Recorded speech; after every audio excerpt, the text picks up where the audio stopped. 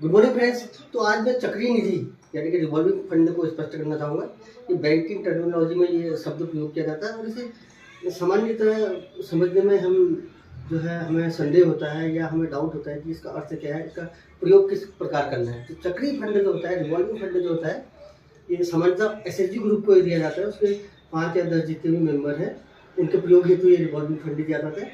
जब गवर्नमेंट ये रिकॉग्नाइज कर लेती है या संबंधित विभाग सामान्यतः ब्लॉक या सुनिश्चित कर लेता है कि इसकी 3 महीने इस ग्रुप को बने हुए हो गए हैं और 12 इसमें बैठक हुई है, पंचसूत्रों का इसके द्वारा सही से पालन किया जा रहा है और जिस हेतु एसएचजी को सेल्फ हेल्प ग्रुप को का गठन किया गया है उसकी वो सभी उसकी उद्देश्य को पूर्ण कर रहा है और एक अच्छी प्रक्रिया के संग आगे बढ़ रहा है। तो एक रिवॉल्विंग फंड उसे दिया जाता है गवर्नमेंट द्वारा। उस रिवॉल्विंग फंड का प्रयोग कोई भी सदस्य कर सकता है और वित्तीय वर्ष की इसमें बाध्यता नहीं होती है। किसी भी वित्तीय वर्ष में वो कर सकता है जब तक कि वह एग्जिस्ट है account.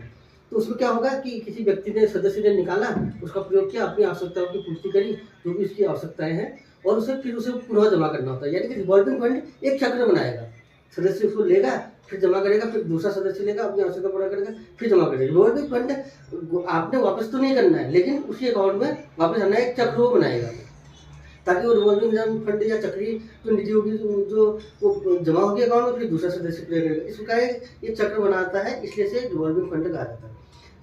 Now I am going to explain this revolving fund in English.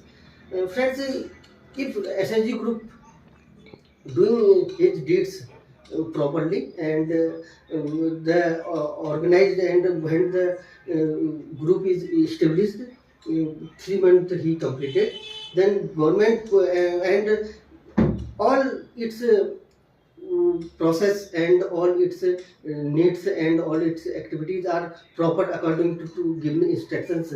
If any group is completing, government thinking that government providing revolving fund as a what economical assistance to any group, the member will receive this fund and fulfill his needs, then money needs, then he has to deposit or she has to deposit this amount in the same account, then other member will withdraw this amount and then deposit and fulfill, and this due to this a circle they will make, a revolving circle they will make, and due to this and this the fund is called revolving fund.